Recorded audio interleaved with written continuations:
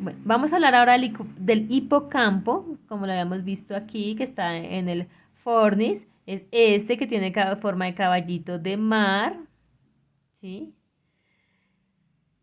Donde está el complejo amigdalino, que está acá. Entonces, este es el hipocampo. El hipocampo tiene una proyección especial con la corteza prefrontal, con el CPF, que es esta zona. Entonces sabemos que el punto principal de entrada en cuanto a la relación de memoria está en la corteza prefrontal, que trabaja los procesos cognitivos. Entonces entra la memoria, aquí en el hipotálamo se trabaja la memoria implícita y la memoria explícita. Entonces ya no vamos a hablar ni de memoria auditiva ni de memoria visual, sino de la implícita y la explícita. Entonces la memoria implícita es la memoria procedimental. Esta trabaja en proyección desde aquí, desde el CPF, hasta el trabaja con relación al tálamo, al hipocampo y con relación al área 4, aquí que se forma como una balaquita, que es lo que nos divide la corteza prefrontal con la corteza parietal. Entonces, estas dos zonas me trabajan lo que es la parte sensitiva y la parte motora. Entonces, esta zona se comunica con el hipotálamo. Entonces, trabajamos con la memoria implícita. Entonces, trabajamos el proceso de habilidades motoras. Entonces, toda nuestra memoria motora es trabajada en esta zona, con esta ruta. Esta es la ruta. Y trabaja la memoria explícita o declarativa, que es la episódica, la semántica. Entonces, para la semántica, pues ya tiene interacción con las áreas de Wernicke o el área de Broca, que es más o menos aquí por la parte de encima. Acordémonos que esa es la parte interna de nuestro cerebro. El hipocampo tiene una función anterógrada. Entonces ella nos trabaja los recuerdos, ¿sí? Y la memoria a corto plazo. Entonces ella nos hace que integra los recuerdos de la memoria de corto plazo con los recuerdos de la memoria de largo plazo. A eso es a lo que nos referimos con que integra, antógrada. Entonces hace una integración. Entonces es la que deja que no olvidemos, o sea, la que se encarga de decir qué es importante olvidar y qué no. Entonces ella dice, estos recuerdos de corto plazo hay que guardarlos, o estos recuerdos de corto plazo no son para almacenar, son para olvidar. Entonces hay gente que lo llama como la biblioteca del cerebro, es la que almacena, la que ordena.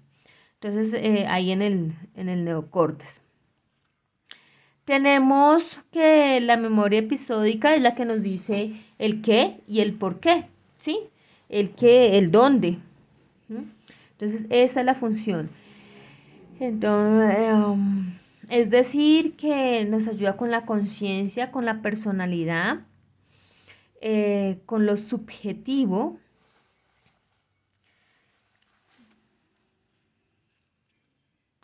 Básicamente. Vamos con el complejo amigdalino. Anteriormente era conocido como la amígdala cerebral. El complejo amigdalino tiene tres núcleos, que son los núcleos laterales, los que estamos viendo aquí, estos dos, que están sobre nuestros hemisferios. Entonces trae los núcleos laterales y trae los núcleos mediales y los núcleos corticomediales. ¿De qué se encarga el complejo amigdalino? El complejo amigdalino se encarga, el complejo amigdalino se encarga de la respuesta del miedo, la alerta, de la ira. Entonces, él interactúa también con la glándula suprarrenal, ¿sí? Entonces, cuando uno tiene miedo, él se encarga de la parálisis de nuestros músculos, de los músculos estriados. Entonces, a él le debemos que cuando tenemos miedo nosotros tengamos ese tipo de parálisis, que haya taquicardia, que haya sudoración. Entonces, se encarga de la lucha y la huida del organismo, porque mediante un mecanismo de la producción de noradrenalina. Entonces, él se encarga del tono simpático y el del tono adrenérgico. Entonces, cuando tenemos un estrés crónico, entonces se produce fatiga, debilidad crónica, pérdida de sueño, pero para la pérdida de sueño ya hace una interacción talámico-pineal. Entonces, hay una interacción entre estos tres. ¿Mm?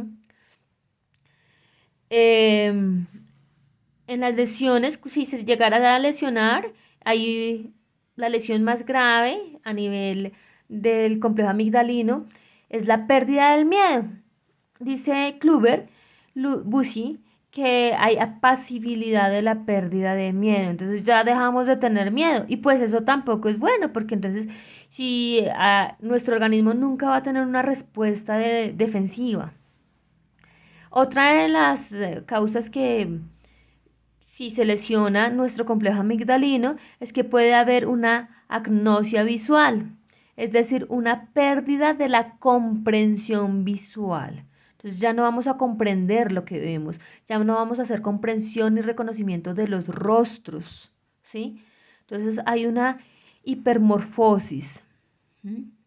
Y hay una hipersexualidad. Si se daña, si se lesiona, si lo llegan a extirpar, se produce también una hipersexualidad.